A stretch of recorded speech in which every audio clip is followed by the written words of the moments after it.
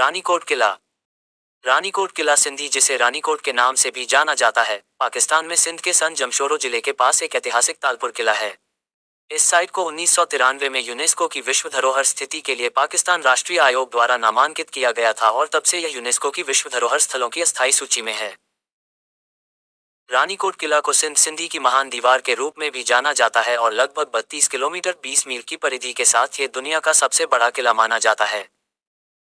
किले की प्राचीर की तुलना चीन की महान दीवार से की गई है।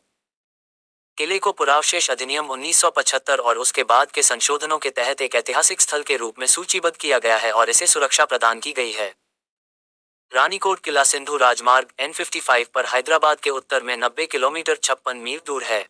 सिंधु राजमार्ग पर कराची से सन तक लगभग 1 घंटे की यात्रा की आसान पहुंच भी है।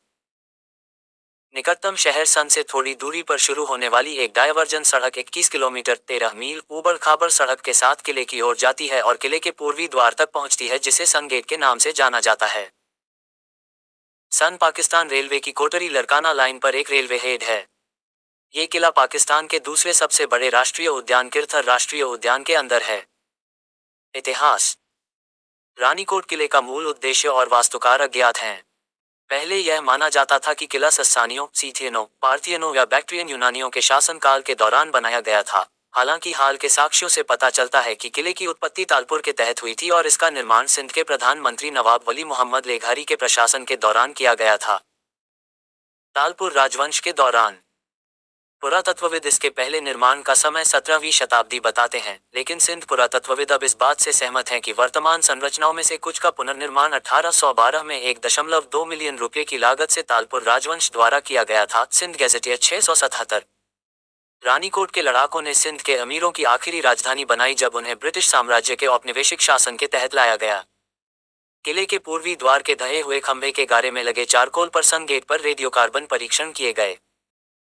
इन परीक्षणों ने पुष्टि की है कि इस गेट का नवीनीकरण संभवतः 18वीं शताब्दी के शुरुआती भाग और 19वीं शताब्दी के शुरुआती भाग के बीच ब्रिटेन द्वारा किले पर आक्रमण करने से पहले किया गया था, जब कल्होरा या संभवतः सिंध के तालपुर मीर ने इस क्षेत्र पर शासन किया था। ये किला किरथर पहाड़ियों के कई अंधकार में पहाड़ों को जोड़ने वाला विशाल है और इसकी लंबाई 31 किलोमीटर 19 मील है। किले की दीवार कई बुर्जों से घिरी हुई है और 3 अर्धवृत्ताकार आकार की हैं। किले की परिधि का उत्तरी भाग एक प्राकृतिक ऊंची पहाड़ी संरचना है, जबकि अन्य 3 तरफ ये किले की दीवारों से ढका हुआ है।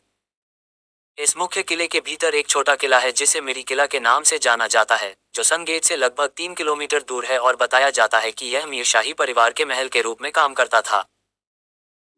किले की पूरी संरचना पत्थर और चूने के गारे से बनाई गई है।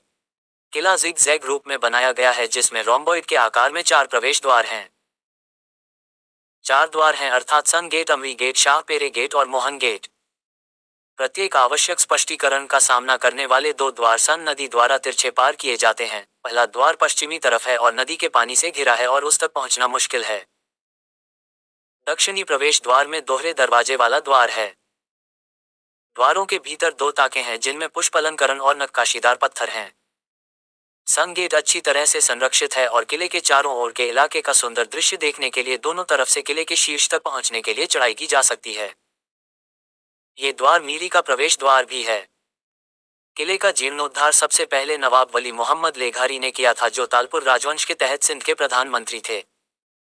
किले पर विशेष रूप से सन गेट परिसर, मस्जिद सहित दक्षिण तक फैली किले की दीवार और मुख्य किले के भीतर छोटे मीरी किले या महल पर पुनर्स्थापना कार्य किए गए थे। ये पाकिस्तान के पुरातत्व विभाग, सिंध के संस्कृति विभाग और दादू जिला प्रशासन द्वारा किए गए थे।